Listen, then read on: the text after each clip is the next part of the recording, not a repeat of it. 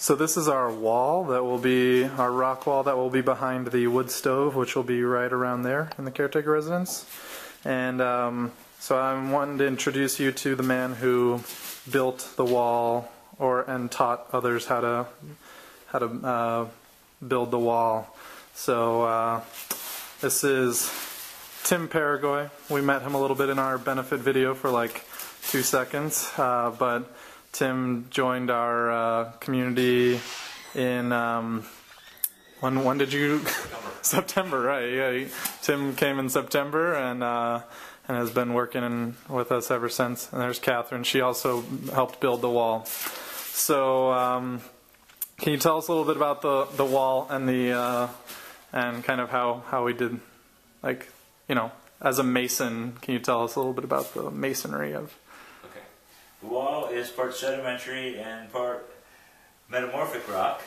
They're all local indigenous rock, and that's what really makes it cool. Very cool because it's very earthy and it seems to integrate into the structure well. The rocks will act as a heat sink, so as the wood stove burns, the rocks will absorb the heat and passively re-radiate the heat out into the room.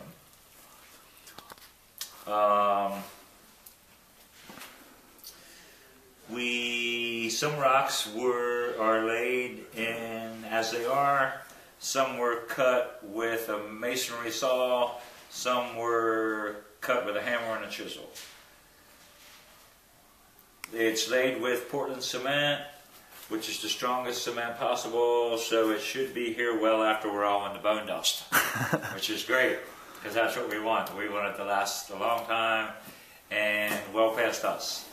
Can you tell us a little bit about your history with masonry? Masonry, I decided that I might not be college material one day after 2 years of college, and I said, what can I do? And everyone was always telling me the same thing. I grew up in a real poor area of Appalachia and Western Maryland, and everyone always had a vocation. Hardly anyone went to college, which probably is the reason I was not sure I was college material.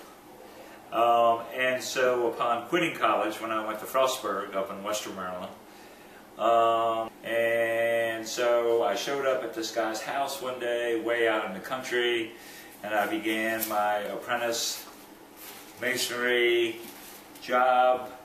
And when you're an apprentice mason, what you do is mix mud, and you carry lots of heavy stuff, and you cut stone by hand with a chisel, and you build scaffolding, and you're basically what they call a grunt, because you're grunting a lot while you're doing hard work. For the guys who are not grunting as much, because they've been doing it a lot longer and they're much better at it than you. But they teach you. I learned how to do it. It took me about 1.5 years to get good at laying brick, block, stone, floating cement, and doing everything that you should learn. And that was the great thing about it, really. A lot of masons only do one thing. They're brick masons, they're block masons, they're stone masons, and they're concrete masons. I learned to do brick, block, stone, and concrete. I learned every genre of masonry.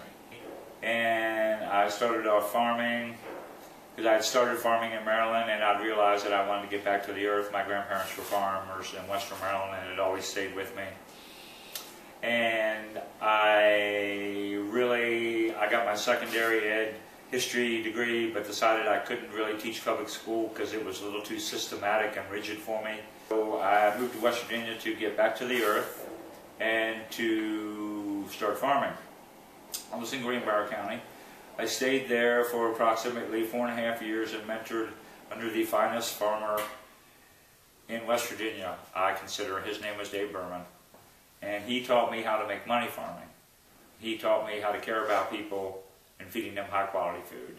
So I stayed there about 5 years, and my goal, my dream was, after I moved to West Virginia, was to be a farmer, to buy my own land, to build my own house, to start my own business, and to start a farmer's market. And so I realized every one of those dreams, and that's been awesome. I've been living the dream for 20 years almost, and not many people get to live it a few years. So if you get to live it for 20 years, you feel pretty good about it. So I moved to Pocahontas County, I bought some land, I bought equity into a farm, and I started the Lewisburg Farmers Market, started the Azimuth Organics, my farm business, which has been going for 14 years. The Lewisburg Farmers Market has been going for 13 years, and we've sold about $700,000 worth of raw organic food to West Virginians in 13 years. And learning to go at really high quality, of course, while being organic, no pesticides, herbicides, using only spring water, not even washing with chlorinated water. And that's all seemed to work out. So after 12 years of living in the woods in Pocahontas County and farming way off the beaten path in the back of the Cranberry Wilderness, my friend Ann Brown pestered me enough for about 2 years and kept telling me that I was a good man and I needed to get out more. And I finally agreed with her one day. And then I had to leave part of the dream behind, which was the hardest part. When you build stuff and you meet people and you really have a dream, you have a goal, you realize it, you make it happen, it's hard to leave it behind. August of this year, of 2013, I finally made up my mind to move from Pocahontas County, leave the house I built, the farm I bought equity in, my first 2 hoop houses, and people and land that I had really learned to care about. But I realized I needed to be more of a people person because I was. And the only way to do that was to hang out with like-minded people that shared common goals, all had an open heart, all radiated love, and sought to do the highest quality thing that they could do in life and follow God's light. I started farming on Clayton Road at the Dogwood Hill Farm, which is Ann Brown's, and then I asked to be integrated here into the Bethlehem Farm.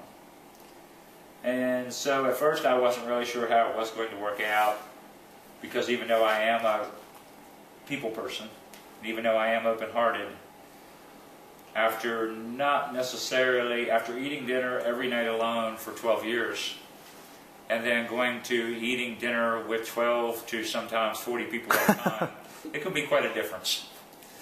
So that was the biggest change, even though I knew it was the change that I wanted. And because the second day I was here, that I was sitting down in the house alone, by myself, I said to myself, I might as well be back in Pocahontas County, because I'd be sitting in the house by myself in the middle of the woods. And so the second day I was here, I decided that I was going to participate at the highest level every day for the rest of the time I was here, and integrate into the group at the highest level I could, and let my participation speak for itself and make a difference. I think that part of life is sharing. If you keep it bottled up, if you keep it locked up, if you're closed, you don't get that. You don't get the love, you don't pass the love, you don't get the sharing, and that's real important to me.